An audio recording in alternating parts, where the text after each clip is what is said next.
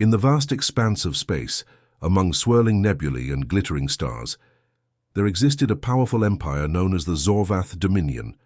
This coalition of alien species ruled over countless star systems with an iron grip, driven by their belief in technological supremacy and unrelenting expansion. To them, humanity was nothing more than a faint whisper, a myth from ancient times that no one took seriously. They spoke of humans as fragile creatures who had barely managed to leave their home planet before fading into obscurity. The Zorvath fleet loomed ominously above a barren asteroid field, its ships sleek and menacing against the blackness of space.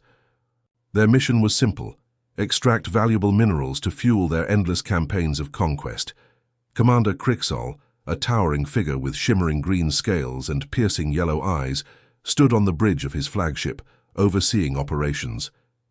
His voice echoed through the chamber as he addressed his subordinates during a routine briefing. "If these so-called humans ever truly existed," Crixol said dismissively, waving a clawed hand, "they were clearly too weak to survive. Look at us, we dominate entire galaxies. Humanity, a relic of history." His words drew murmurs of agreement from the crew. For centuries, the Zorvath had encountered other intelligent species, some advanced and others primitive, but none posed any real threat once faced with the might of their war machines.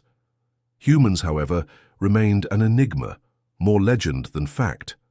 Some believed they were wiped out long ago. Others thought they never existed outside of exaggerated tales told by lesser species. As the mining operation continued below, something unusual caught the attention of the census officer. Lieutenant Vexer, a wiry alien with translucent skin, hesitated for a moment before speaking up. "Commander, we're detecting something strange near the edge of this system." Crixol turned sharply, his tail flicking behind him. "Explain yourself, Vexer." "It's difficult to describe, sir," Vexer replied nervously, glancing at the glowing screens. "A large object has appeared beyond the asteroid belt. It wasn't there moments ago. It seems to have emerged from nowhere." Crixol narrowed his eyes. "Impossible. Nothing can cloak itself completely without detection. Send a probe immediately." Moments later, a small reconnaissance drone zipped toward the mysterious object. Back on the flagship, the crew gathered around the main view screen, watching intently as the feed came in. At first, all they saw was darkness, but then, slowly, the outline of a massive vessel began to materialize. Its design was unlike anything they'd ever encountered. Sleek yet imposing, it bristled with weapons arrays and carried an air of quiet menace. "What is that?" one of the officers whispered, breaking the tense silence. Before anyone could answer, the unknown ship emitted a low-frequency pulse, a signal that reverberated through the Zorvath fleet's communication channels. It wasn't hostile, but it was unmistakably deliberate. The message repeated 3 times before cutting off abruptly. Lieutenant Vexor frantically worked to decode the transmission. After several minutes, his face paled. "Sir, it's a greeting. From Earth." The room fell silent. Earth, the supposed cradle of humanity, a place many within the Dominion considered fictional or irrelevant. Yet here was proof staring them in the face. Humanity not only existed, but had somehow developed technology capable of traversing interstellar distances undetected. Crixol clenched his fists, his pride wounded. "This must be some kind of trick," he growled. "Prepare the fleet for battle. If these humans wish to challenge us, they will learn the cost of arrogance." But as orders were issued and preparations began, doubt lingered in the minds of those aboard the flagship. What if humanity wasn't just another weak species waiting to be conquered? What if they were something far greater and far more dangerous, unbeknownst? To the Zorvath, the human warship Eos drifted silently in the void, its crew calm and resolute. Captain Elena Reyes gazed out at the alien fleet through the viewport, her expression unreadable. She knew what lay ahead would test every ounce of courage and ingenuity her people possessed. But she also knew one thing with absolute certainty: humanity would not go quietly into the night. And so, as the two forces prepared to meet, the galaxy held its breath. For the first time in millennia, the universe would bear witness to the true potential of humankind, and the terror it could inspire in even the most formidable foes. The tension aboard the Zorvath flagship was palpable. Commander Krixal paced back and forth across the bridge, his tail lashing behind him like a whip. The alien fleet had mobilized quickly, their sleek warships forming an intimidating blockade between the asteroid field and the mysterious human vessel. Every officer on duty watched the view screen intently, waiting for any sign of movement from the EOS. Meanwhile, deep within the heart of the human warship, Captain Elena Reyes stood in the command center with her senior crew. Unlike the frantic energy radiating from the Zorvath fleet, the atmosphere aboard the EOS was calm, almost serene. Elena's sharp brown eyes scanned the holographic display showing the positions of both fleets. Her hands rested lightly on the railing as she addressed her team. "We've been spotted," said Lieutenant Marcus Hale, the ship's communications officer. "They're broadcasting heavily encrypted signals, trying to decipher them now." Elena nodded thoughtfully. "Don't bother too much with that yet. Focus on analyzing their formations. They'll give away more about their intentions than their chatter ever will." Her second-in-command, Commander Sarah Lynn, stepped forward. "Captain, what's our next move? We could engage if necessary, but this doesn't feel like a fight they want immediately." Elena smiled faintly. "Exactly. These aliens have no idea who we are or what we're capable of. Let's not rush into anything reckless. For now, let's show them something unexpected." She turned to Ensign Theo Patel, the youngest member of the bridge crew but also its most brilliant tactician. "Theo, prepare a non-lethal demonstration, something subtle but impressive enough to make them think twice." Back on the Zorvath flagship, Admiral Krixal's patience wore thin. "Why aren't they attacking?" he demanded, glaring at his sensor operator. "What are they waiting for?" Before anyone could answer, alarms blared throughout the ship. A sudden surge of energy rippled through space, causing every Zorvath vessel to shudder violently.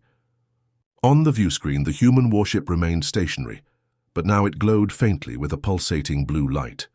"What is happening?" Krixal barked, gripping the edge of his command console. "They're emitting some kind of field," shouted Lieutenant Vexer, his translucent skin turning even paler. "It's interfering with our systems." Indeed, the entire Zorvath fleet found itself immobilized. Weapons locked up, engines sputtered, and communication channels went dead. Panic spread among the ranks as officers scrambled to regain control. But despite their frantic efforts, nothing seemed to work. On board the EOS, the mood was one of quiet confidence. Theo adjusted the controls on his panel, ensuring the energy field remained stable. "Phase 1 complete," he reported calmly. "Their systems are temporarily disabled without causing permanent damage." "Good work," Elena replied, her voice steady. Turning to Marcus, she added, "Send them another message. This time include visuals, a simple greeting from humanity. No threats, just clarity." As the transmission played out, the Zorvath crew stared in stunned silence at the view screen. Images of Earth appeared, lush forests, sprawling cities, hand-smiling faces of people from all walks of life. Accompanying the visuals was a single phrase written in multiple languages, including Galactic Standard. "We come in peace, but we stand ready." Krixal clenched his jaw tightly. This cannot be real," he muttered under his breath. He had spent decades dismissing humanity as weak and irrelevant, yet here they were, effortlessly disabling his fleet while extending an olive branch. Lieutenant Vexer leaned closer to the screen, studying the images carefully. "Sir, look at their technology. Look at how advanced it is compared to ours, and those faces, they seem so different." Krixal shot him a glare. "Different how?" "I don't know," Vexer admitted hesitantly. "They seem alive, not like us. We focus on efficiency, dominance. But them, they appear unpredictable, emotional even, like they value something beyond conquest." For the first time, doubt crept into Krixal's mind. Were these humans truly as insignificant as he'd always believed, or had his arrogance blinded him to a far greater truth? Hours passed as the Zorvath fleet struggled to recover from the effects of the energy field. When their systems finally came back online, the human warship remained exactly where it had been, patient, unmoving and utterly unthreatened. Admiral Crixall called an emergency meeting with his top advisors. "We need to understand them," he declared, pacing furiously around the conference room. "Who are they? What do they want? Why would they disable us only to offer peace?" One advisor spoke up cautiously. "Perhaps they're testing us, seeing how we react before deciding their next move," another chimed in. "Or maybe they're trying to prove a point that they don't need brute force to win." Crixall dismissed the group shortly after, retreating to his quarters to think. As he stared out at the stars, frustration gnawed at him. Humanity had gone from myth to reality overnight, and now they loomed larger than he cared to admit. Whatever happened next, one thing was certain. The Zorvath Dominion could no longer ignore the existence of these enigmatic beings. Meanwhile, aboard the Eos, Eleanor gathered her crew for a debriefing. "Well done, everyone," she said, her tone warm but firm. "You've shown them that we're not just survivors, we're innovators, compassionate when we choose to be, but relentless when pushed." Commander Lin raised an eyebrow. "Do you think they'll take our message seriously?" Elena's gaze softened slightly. "I hope so, but either way we've planted a seed. Now it's up to them whether they water it or try to burn it down." Far away, amidst the cold vastness of space, two civilizations teetered on the brink of understanding or conflict. The stage was set for a clash of ideologies, where humanity's ingenuity and spirit would face off against the Zorvath's rigid worldview. And though neither side knew it yet, this encounter would change the course of galactic history forever. The days that followed the initial encounter were tense and charged with uncertainty. The Zorvath fleet remained on high alert, their systems fully operational once again, but the memory of being rendered helpless still haunted them. Admiral Crixall refused to let his guard down, ordering constant surveillance of the human warship Eos. Yet, despite their vigilance, the humans made no further aggressive moves. Instead, they drifted silently in space like a ghostly sentinel, watching and waiting. Commander Crixall convened another meeting with his advisors, this time determined to find answers. "We cannot afford to underestimate these humans," he growled, pacing around the dimly lit conference room. "Their technology is advanced, yes, but there's something more, something unsettling." One of his senior officers, Captain Reinar, leaned forward. "Sir, perhaps it's not just their technology we should fear, it's their unpredictability. They've shown restraint when they could have destroyed us outright. That kind of behavior suggests intelligence beyond mere calculation." Crixall stopped pacing and glared at him. "You think I don't know that? But what does it mean? Are they testing us, mocking us?" "Perhaps both," interjected Lieutenant Vexer, who had been analyzing data from the earlier transmission. "From what we've gathered, humanity seems driven by emotion as much as logic. Their message wasn't just about power. So it was an invitation to communicate, to coexist." Reinar nodded thoughtfully. "If that's true, then maybe they're giving us a chance to step back before things escalate further." Crixall snorted derisively. "A chance or a trap? Either way, we can't afford to sit here doing nothing while they plot their next move." Back aboard the Eos, Captain Elena Reyes sat in her quarters, reviewing reports from her crew. Despite the calm exterior she projected on the bridge, she knew the stakes were higher than ever.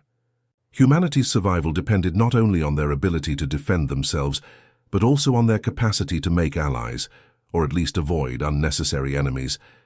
Sarah Lynn entered the room quietly, carrying a datapad filled with new intel. "Captain, we've detected increased activity among the Zorvath fleet. It looks like they're preparing for some kind of maneuver." Elena raised an eyebrow. "Aggressive or defensive?" "It's hard to say yet," Sarah replied, handing over the datapad. "But whatever it is, they're moving cautiously, almost hesitantly." Eleanor studied the information carefully. "Good. Let's keep them guessing. In the meantime, Theo, any progress on understanding their tech?" Ensign Patel appeared on a nearby screen via holographic link. "Yes, Captain. We've managed to decrypt fragments of their communication logs. Most of it revolves around internal debates. Some factions want to attack. Others advocate for diplomacy. There's clearly a divide within their ranks." That's useful, Elena said with a small smile. Divide and conquer has always been one of humanity's strengths. Keep digging, Theo. I want to know everything we can exploit, not just technologically, but emotionally. As the hours passed, tensions mounted on both sides. The Zorvath fleet began deploying smaller scout ships to probe the area around the EOS. These drones buzzed nervously near the human vessel, scanning its surface and attempting to breach its defenses. Each attempt ended in failure, as the EOS's advanced shielding effortlessly repelled their efforts. Frustrated by the lack of progress, Crixal decided to take matters into his own hands. He ordered one of his cruisers to approach the EOS directly, broadcasting a demand for surrender. If the humans refused, he would authorize a limited strike, a show of force meant to intimidate rather than destroy. On board, the EOS alarms sounded softly as the cruiser drew closer. Marcus Hale patched the incoming message through to the command center. The Zorvath voice crackled over the speakers, harsh and commanding. Intruders, you are trespassing in Zorvath territory. Surrender your vessel immediately or face destruction. Elena exchanged a glance with Sarah before responding calmly. This is Captain Elena Reyes of the United Earth Fleet. Your demands are noted and rejected. We seek no conflict, but we will defend ourselves if provoked. The reply came quickly, laced with anger. Your defiance proves your arrogance. Prepare yourselves. Before the situation could escalate further, Elena activated a pre-prepared contingency plan. With a nod to Theo, the EOS unleashed another pulse of energy, but this time it wasn't aimed at disabling the Zorvath fleet. Instead, it illuminated the surrounding space with dazzling streaks of light, creating a mesmerizing display, visible to every alien ship. What is this? Crixal roared, staring at the spectacle in disbelief. They're not attacking, Vexor murmured, his wide eyes glued to the view screen. They're showing off. And indeed, the lights revealed intricate patterns that seemed almost alive, shifting and swirling like cosmic auroras. Embedded within the display were symbols and shapes recognizable even to the Zorvath, representations of unity, curiosity, and hope. Elena addressed the fleet once more, her voice firm but measured. We do not wish to harm you. Our goal is understanding, not domination. Will you meet us halfway? For a moment, silence reigned across the void. Then, slowly, the Zorvath cruiser retreated, breaking off its advance. On board the flagship, Crixal clenched his fists tightly, torn between rage and reluctant admiration. His advisors exchanged uneasy glances, unsure how to proceed. It seems we have underestimated them, Reinar admitted finally. Perhaps it's time to consider their offer. Crixal didn't respond immediately. Instead, he turned his gaze toward the glowing beacon of the EOS, its presence now undeniable. For the first time in his long career, he felt a flicker of doubt, not just about his strategies, but about everything he thought he knew about strength and survival. Meanwhile, aboard the EOS, Elena allowed herself a brief moment of satisfaction. She turned to her crew, her expression softening. Well done, everyone. Today we showed them not just our power, but our spirit. Tomorrow we'll see if they're ready to listen. As the two fleets lingered in uneasy proximity, the galaxy held its breath. Humanity had proven itself capable of compassion alongside ingenuity, offering a glimpse of what might be possible if fear gave way to trust. But whether the Zorvath would rise to the challenge remained to be seen, and the outcome hung precariously in the balance. The stalemate between the Zorvath fleet and the human warship EOS stretched on, each side locked in a delicate dance of caution and curiosity. For days the aliens maintained their distance, sending probes and encrypted messages, but never fully committing to either aggression or dialogue. The humans, meanwhile, continued to project an aura of calm confidence, their ship glowing faintly, with its mysterious energy fields, as if daring the Zorvath to make the next move. Admiral Crixal found himself increasingly agitated. His advisors argued endlessly about how to proceed. Some advocated for outright attack, while others pushed for diplomatic engagement. But Crixal couldn't shake the unease gnawing at him. Every time he looked at the EOS, he saw not just a threat, but a challenge to everything he believed about strength and dominance. In one particularly heated meeting, Captain Reinar spoke up again. "Sir, perhaps it's time we reconsider our approach. These humans aren't behaving like any species we've encountered before. They're patient, strategic, and adaptable." Krixal slammed his fist onto the table. "Adaptable? You think—" "I don't see that, but adaptability alone doesn't win wars." "No," Reinar replied calmly, meeting his superior's glare. "But it does create opportunities for both sides. If we strike now without understanding them, we risk underestimating their capabilities, and from what we've seen so far, that could be catastrophic." Krixal hesitated, his sharp teeth grinding together. He hated the idea of backing down, yet something in Reinar's words resonated. Perhaps there was merit in learning more about these enigmatic beings before making a final decision. Meanwhile, aboard the Eos, Captain Elena Reyes gathered her senior officers for a strategy session. She stood at the center of the holographic display room, her hands resting lightly on her hips as she addressed her team. "We've given them plenty to think about," she began, her voice steady and measured. "But they're still wavering. It's clear they're divided internally, which means we need to push harder, if only to tip the scales in our favor." Commander Sarah Lynn nodded thoughtfully. "Agreed. But how do we do that without provoking outright hostility?" Elena smiled faintly. "By showing them exactly who we are and why humanity deserves respect." She turned to Ensign Theo Patel. "Theo, I want you to prepare another demonstration. This time, let's give them a glimpse of our true potential, not just our technology, but our creativity and resilience."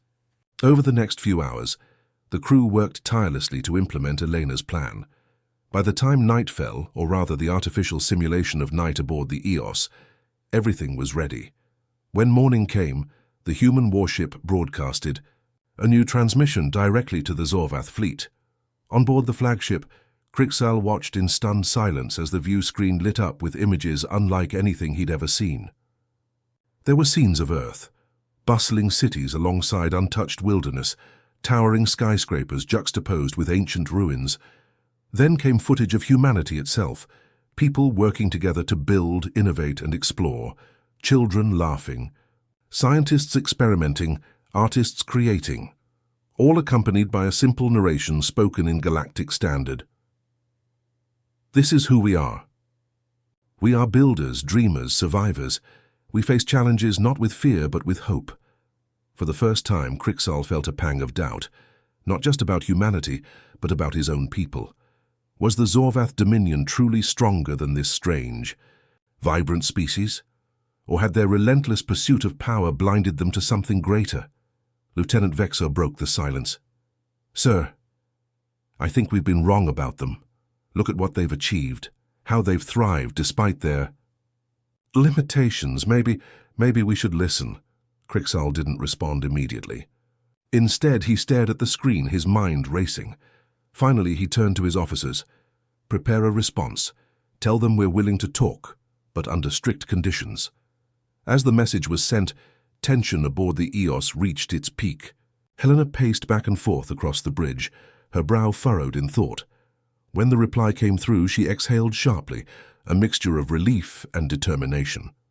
"They're agreeing to negotiations," Marcus reported, his tone cautious, but hopeful. "They've proposed a neutral location for the meeting." Elena allowed herself a small smile. "Good. Let's show them that humanity isn't just about surviving. We're about thriving together." The chosen site was a derelict space station, orbiting a dying star, far from either faction's territory. As both fleets approached cautiously, the air crackled with anticipation. For the first time, representatives from the Zorvath Dominion stepped aboard the Eos, their expressions wary but curious. Captain Elena greeted them personally, flanked by her senior officers. Her demeanor was warm yet firm, radiating quiet authority. "Welcome," she said simply, extending a hand in greeting. "Let's begin." What followed was a tense but productive exchange. The Zorvath delegation marveled at the Eos's advanced systems and the ingenuity behind its design. More importantly, they witnessed firsthand the unity and resolve of the human crew. Each interaction chipped away at their preconceived notions, forcing them to confront uncomfortable truths about their own rigid worldview. By the end of the meeting, even Admiral Crixall seemed shaken. Though he remained guarded, there was a newfound respect in his eyes, a recognition that humanity was not to be underestimated. As the delegations parted ways, Eleanor gathered her crew once more. "Today was a victory," she told them, her voice filled with pride. "But the real battle lies ahead. We've planted the seeds of change, now we must nurture them." Far away, amidst the cold vastness of space, two civilizations stood on the brink of understanding. Humanity had proven itself capable of more than survival. They had shown the galaxy what it meant to hope, to dream, and to persevere. And though the road ahead would be fraught with challenges, one thing was certain. The universe would never look at humankind the same way again. The fragile truce between humanity and the Zorvath Dominion hung precariously in the balance. Though negotiations had begun, tensions simmered just beneath the surface. Both sides remained wary, their distrust rooted deeply in centuries of ingrained beliefs about strength, dominance, and survival. For the humans aboard the Eos, every interaction with the Zorvath delegation was a calculated step toward building trust. For the Zorvath, each encounter forced them to confront uncomfortable truths about their own identity and the limits of their power.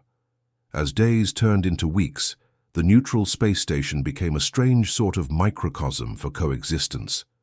The derelict structure, once abandoned and forgotten, now buzzed with activity as representatives from both factions worked tirelessly to find common ground. Captain Elena Reyes led the human efforts, her calm demeanor masking the immense pressure she felt. Every decision, every word carried weight, not just for her crew, but for all of humanity. Admiral Crixall, too, bore the burden of leadership. His advisors were divided, some urging him to abandon talks entirely, and others imploring him to pursue diplomacy. Even within his own ranks, dissent grew louder. Lieutenant Vexer, who had become increasingly fascinated by humanity, argued passionately for continued dialogue. "Sir," he said during one particularly heated meeting, "if we walk away now, we'll lose more than an opportunity. We'll lose a chance to redefine what it means to be strong." Crixall glared at him, his tail flicking irritably. "And what do you propose? That we bow to these dreamers?" "No, sir," Vexer replied firmly. "I'm suggesting we learn from them. Their adaptability, their unity. It's something we've never truly understood. Maybe it's time we did." Though Crixall dismissed Vexer's words publicly, privately, they lingered in his mind. He couldn't deny that humanity's approach was unlike anything he'd ever encountered. Where other species fell back on brute force or rigid hierarchies, humans thrived through collaboration and creativity. It unsettled him, but also intrigued him. Back aboard the Eos, Elena convened a meeting with her senior officers. She stood before the holographic display, her expression resolute. "We're making progress," she began, "but don't mistake civility for resolution. The Zorvath are still testing us, probing our weaknesses while trying to gauge our intentions." Commander Sarah Lynn nodded. "Agreed, they're not ready to fully trust us yet. But there's hope. Some of them seem genuinely interested in finding middle ground." "Hope isn't enough," Elena countered sharply. "We need action. Something tangible that proves humanity is worth allying with, not just tolerating." Ensign Theo Patel raised his hand hesitantly. "Captain, what if we gave them access to some of our technology? Not weapons, obviously, but innovations that could benefit everyone, like sustainable energy solutions or medical advancements." Elena considered this carefully. "It's risky. Sharing technology could make us vulnerable, but if done strategically, it might bridge the gap." With careful planning, the humans prepared a presentation showcasing several breakthroughs in science and engineering. When the next round of negotiations began, Elena invited the Zorvath delegation to witness a demonstration aboard the Eos. As they gathered in the observation deck, Theo activated a simulation showing how humanity's fusion reactors worked, a clean, efficient source of energy capable of powering entire cities without harming the environment. The Zorvath representatives watched in stunned silence. One of them, a scientist named Draxil, leaned forward eagerly. This is extraordinary. How long have you been using this technology? For decades, Elena replied simply. But it's not just about the tech itself. It's about what drives us to create it. Humanity has always sought to improve life, not just for ourselves, but for others. Draxil exchanged glances with his fellow delegates. There was admiration in his eyes, and perhaps even a hint of envy. Your ingenuity is remarkable. Perhaps there is much we can learn from you. But not everyone shared Draxil's enthusiasm. Admiral Crixall bristled visibly, his pride wounded by the implications of humanity's superiority in certain areas. You think this makes you better than us? He snapped, breaking the tentative harmony of the moment. Strength isn't measured by clever gadgets, it's measured by conquest. Elena met his gaze steadily, her voice unwavering. Strength is measured by how far you're willing to go to protect what matters most. Conquest only creates fear and division. Unity creates lasting peace. Her words struck a nerve, sparking murmurs among the Zorvath delegation. Some nodded in agreement, others shifted uncomfortably. Crixall clenched his fists, torn between anger and reluctant admiration. The tension reached a boiling point when news arrived of an unexpected development. A rogue faction within the Zorvath fleet had launched an unauthorized attack on a nearby human colony. The strike was swift and brutal, leaving devastation in its wake. When word reached the neutral space station, chaos erupted. Elena immediately called an emergency session. Her voice trembled with barely contained fury as she addressed the Zorvath delegation. Was this your doing, Admiral, or are you so powerless that you can't control your own people? Crixall looked genuinely shocked. I swear I knew nothing of this. This act goes against everything we've discussed here. Whether or not he was telling the truth, the damage had been done. Trust, already fragile, teetered on the edge of collapse. Elena faced her toughest decision yet: retaliate against the aggressors and risk escalating the conflict, or show restraint and give diplomacy another chance. After a long pause, she spoke, her voice heavy with resolve. We will hold off on retaliation for now. But know this, humanity does not forgive betrayal lightly. If you want peace, prove it.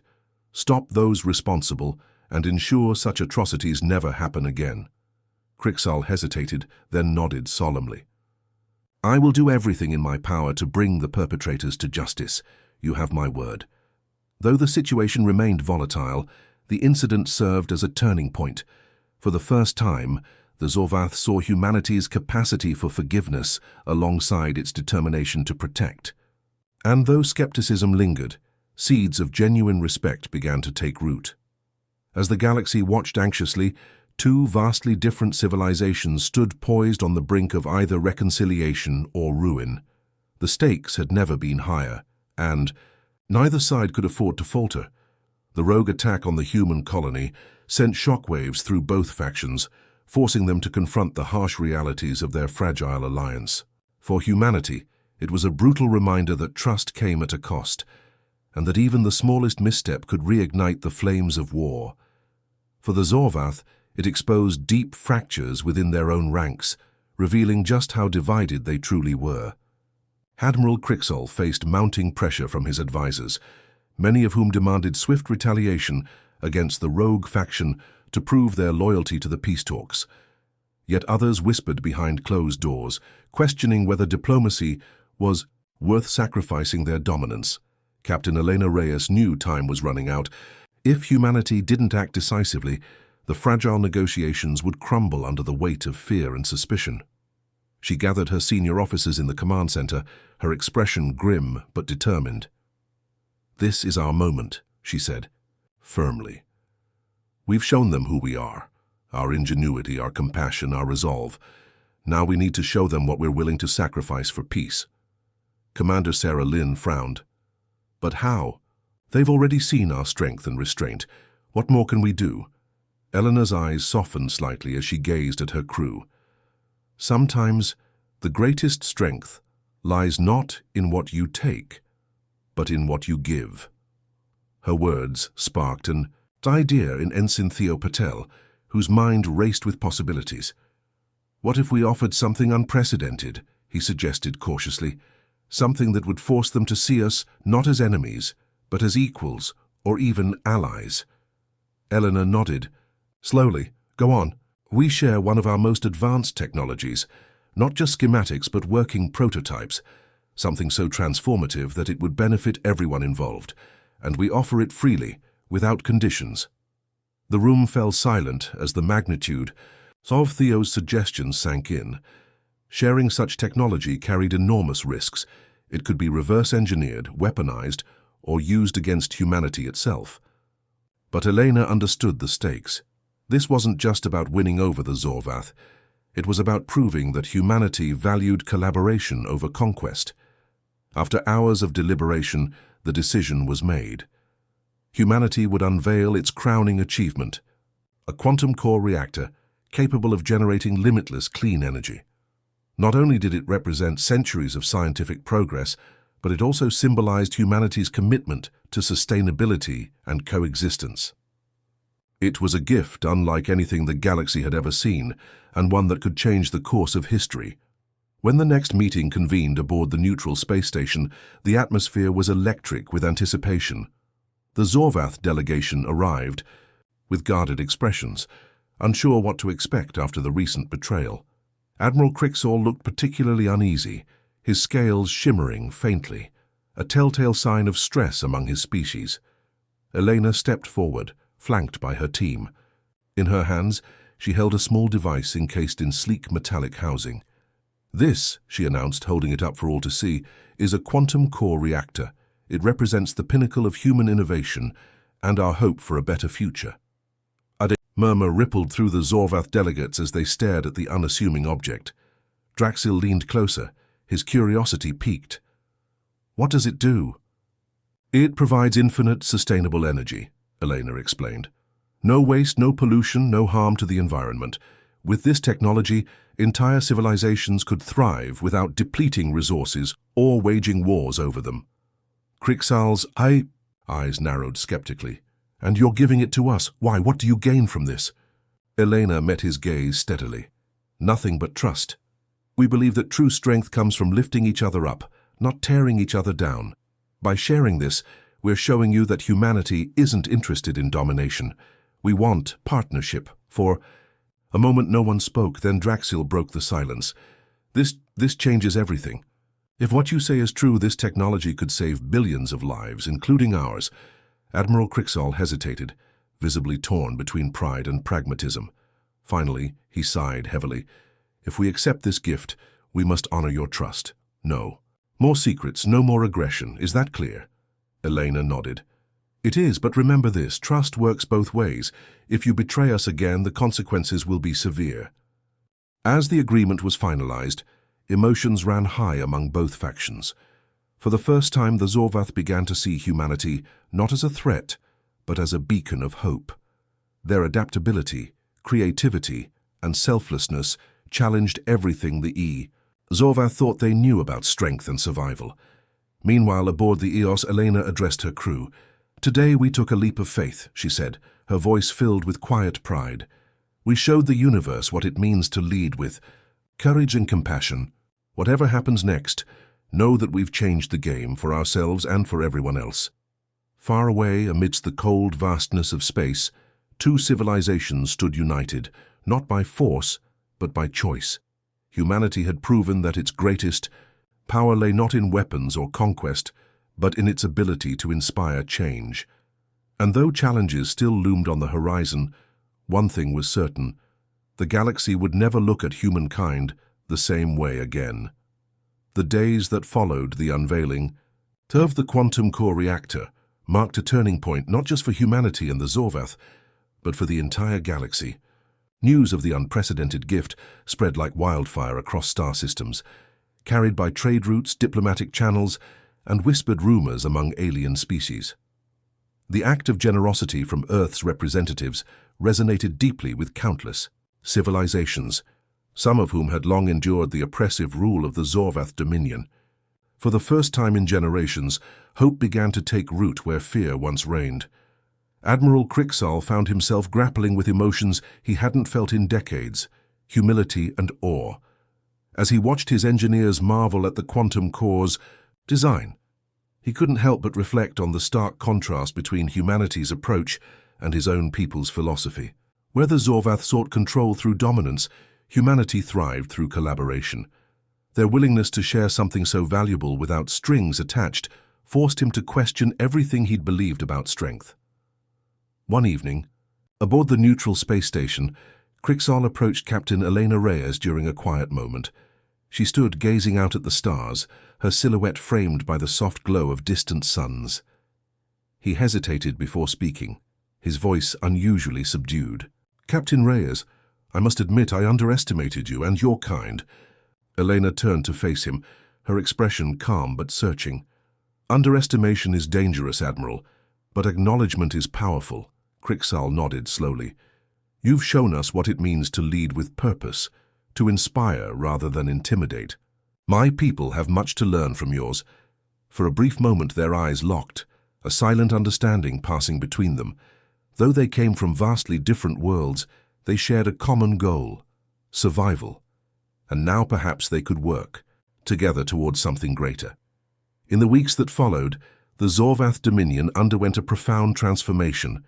With access to humanity's technology, they began dismantling centuries-old practices of exploitation and conquest. Resources once hoarded by the elite were redistributed to struggling colonies, lifting millions out of poverty. Skeptics within, the Dominion grumbled about losing their edge, but even they couldn't deny the tangible benefits of cooperation. Meanwhile, humanity's reputation soared to new heights. Species who had previously dismissed Earth as insignificant now looked upon its people with admiration and respect. Diplomatic envoys arrived daily, eager to forge alliances and learn from the innovative humans who had dared to defy convention. The EOS became a symbol of unity, its crew celebrated as pioneers of a brighter future. Back aboard the warship, Captain Elena Reyes gathered her team for one final meeting before departing the neutral space station. Her tone was reflective, yet resolute as she addressed them. "We set out on this mission knowing the risks and the rewards. What we've achieved here isn't just a victory for humanity. It's a victory for everyone willing to believe in a better tomorrow." Commander Sarah Lynn smiled softly. "Do you think the Zorvath will stick to their promises?" "They'll try," Elena replied. "Change takes time, especially when it challenges deeply ingrained beliefs. But we've planted the seeds of trust and given them tools to build something meaningful. That's more than anyone expected when we started." Ensign Theo Patel chimed in, his youthful enthusiasm shining through. "Do you think we'll ever see them again? Maybe as allies instead of adversaries?" Elena chuckled warmly. "I wouldn't be surprised. The galaxy is vast, but paths cross often enough. When they do, I hope we'll meet as friends." As the EOS prepared to leave the neutral zone, the Zorvath fleet formed an honor guard, their ships aligning in a ceremonial formation rarely seen outside royal processions. It was a gesture of gratitude and respect that spoke volumes. From the bridge of the human warship, Elena watched the spectacle unfold, her heart swelling with pride. When the EOS finally entered hyperspace, heading back toward Earth, the crew allowed themselves a rare moment of celebration. Music played softly over the ship's speakers, laughter echoed through the corridors, and stories of their journey were shared late into the night. They had faced uncertainty, danger, and doubt, but emerged stronger for it.